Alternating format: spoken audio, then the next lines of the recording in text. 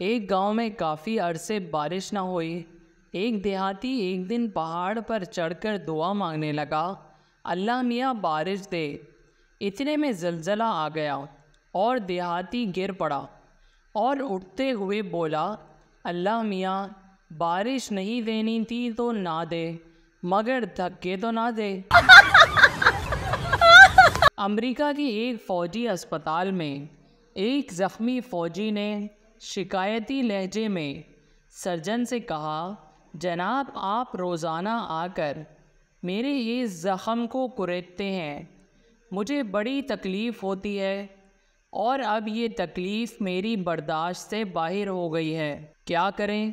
مجبوری ہے، ہمیں وہ گولی تلاش کرنی ہے جو تمہارے جسم میں پیوست ہوئی تھی۔ سرجن نے کہا، آپ نے پہلے کیوں نہیں بتایا؟ وہ گولی تو میری جیب میں پڑی ہوئی ہے، فوجی کراہتے ہوئے بولا۔ ہسپتال میں ٹیلی فون کی گھنٹی بجی تو نرس نے ریسیور اٹھایا، آواز آئی، کیا آپ بیڈ نمبر 8 کے مریض کا حال بتا سکتی ہیں؟ نرس نے 2 منٹ رکنے کے لیے کہا، پھر واپس آ کر بتایا، میں نے ریکارڈ روم میں مریض کا چارٹ دیکھا ہے، ان کی حالت بہتر ہے اور وہ تیزی سے صحت یاب ہو رہے ہیں، وہ اس وقت سو رہے ہوں گے، صبح ان کو آپ کا کیا نام بتاؤں؟ فون کرنے والے نے جواب دیا، میں بیڈ نمبر 8 کا مریض ہوں، میں بیڈ نمبر 8 کا مریض ہی بول رہا ہوں، دراصل مجھے ڈاکٹر کچھ بتاتے ہی نہیں تھے۔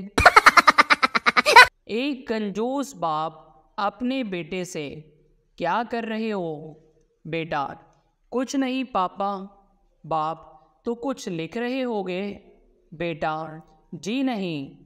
باپ غصے سے، تو پھر چشمہ اتار کیوں نہیں دیتے؟ تمہیں فضول خرچی کی عادت پڑ گئی ہے۔ ایک صاحب بے حد اداس اور پریشان بیٹھے تھے، ان کے دوست نے پوچھا، کیا ہوا، خیریت تو ہے؟ ان صاحب نے جواب دیا، میری بیوی نے مجھے دھمکی دی تھی کہ وہ 30 دن تک مجھ سے بات نہیں کرے گی۔ دوست نے کہا، تو اس میں پریشانی کی کیا بات ہے؟ وہ صاحب بولے، آج 30واں دن ختم ہو رہا ہے۔ بچے نے گھر آ کر بڑے فخر سے اپنی ماں کو بتایا، آج میں نے اسکول میں لکھنا سیکھ لیا ہے۔ ماں خوش ہو کر بولی، شاباش بیٹے، مگر تم نے کیا لکھا ہے؟ بچے نے منہ بنا کر کہا، مجھے کیا معلوم، ابھی مجھے پڑھنا تھوڑی آتا ہے۔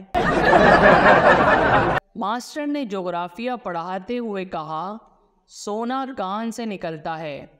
یہ سن کر ایک بچہ کہنے لگا، اب سمجھا، آپ بار بار ہمارے کان کیوں کھینچتے ہیں؟ لڑکے نے کہا، میں نے ماسٹر صاحب کے سوال کا بالکل صحیح جواب دیا۔ ماں حیرت سے، اچھا، مگر اس پر تو انہیں خوش ہونا چاہیے تھا کہ تم نے ٹھیک جواب دیا۔ لڑکے نے کہا، انہوں نے پوچھا، میری دراز میں مرا ہوا چوہا کس نے رکھا تھا؟ اور میں نے بتا دیا کہ میں نے، اور بس۔ کاشف نے اپنے دوست عادل سے پوچھا، کل تم نے 1 کلو بادام خریدے تھے، کس لیے؟ دوست نے کہا، اپنا حافظہ تیز کرنے کے لیے، کیونکہ مجھے بات یاد نہیں رہتی۔ کاشف نے پوچھا، اچھا، پھر کیا ہوا؟ حافظہ تیز ہوا؟ دوست نے کہا، نہیں یار، میں بادام کھانا ہی بھول گیا۔ ایک دفعہ بہت بارشیں ہوئیں، دنیا بھر کے ماہر موسمیات نے یہ نتیجہ اخذ کیا کہ چونکہ بارش بند ہونے کا کوئی امکان نہیں، لہٰذا 3 دن میں پانی کی سطح اتنی بلند ہو جائے گی کہ پوری دنیا ہی غرق ہو جائے گی۔ مسئلہ پورے کرۂ ارض کا تھا۔ جب کوئی حل نظر نہ آیا تو پوری دنیا کے رہنماؤں نے فیصلہ کیا کہ دنیا تو اب غرق ہو رہی ہے، اس لیے تمام مذہب کے رہنماؤں کو ٹیلی ویژن پر خطاب کا موقع دیں۔ یہ خطاب پوری دنیا میں براہ راست دکھایا جائے تاکہ ہر مذہب کے رہنما اپنے ماننے والوں کو اپنی عاقبت سنوارنے کی تلقین کر سکیں۔ ہنگامی بنیادوں پر انتظامات ہوئے، تمام مذہب کے عالموں کو خطاب کا موقع دیا گیا۔ ہر کسی نے دنیا والوں کے سامنے اپنے مذہب کی سچائی ثابت کرنے اور اس پر ایمان لانے کی تلقین کی۔ سکھ گرونتی کی باری سب سے آخر میں تھی۔ دوسروں کی تقریریں ہو چکی تو سردار صاحب کیمرے کے سامنے آئے، چند لمحے خاموش کھڑے رہے اور پھر بولے، 3 دن باقی رہ گئے، نہیں تو 3 دن میں پانی میں تیرنا سیکھ لو۔ لڑکیاں کہتی ہیں ہم پاپا کی پریاں ہیں۔ میں نے کزن کو چھت سے پھینکا، وہ اڑی ہی نہیں۔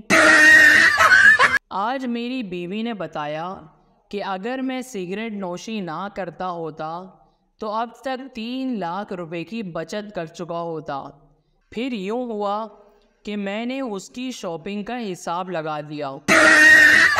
آج کل کے بچے جس چیز کی فرمائش کریں انہیں مل جاتی ہے، اور ہم جب تک زمین پر ناگن ڈانس نہیں کر لیتے تھے ہمیں کچھ ملتا ہی نہیں تھا۔ دنیا میں جتنے نیک مرد ہیں صرف عورت کی وجہ سے ہیں، کچھ بیوی کے خوف سے اور کچھ حوروں کے شوق سے۔ دنیا کے سارے جھوٹ ایک طرف اور رہنے دیتے اس کی ضرورت نہیں تھی والا جھوٹ ایک طرف۔ اکثر بیویاں یہ دھمکی دیتی ہیں کہ محض بچوں کی وجہ سے رکی ہوئی ہوں، ورنہ کب کا گھر چھوڑ چکی ہوتی۔ میں نے کہا اب تو بچوں کی شادی بھی ہو گئی، نکل کیوں نہیں جاتی؟ نیک بخت کہنے لگی پر پوتے کی شادی دیکھ لو پھر سکون سے چلی جاؤں گی۔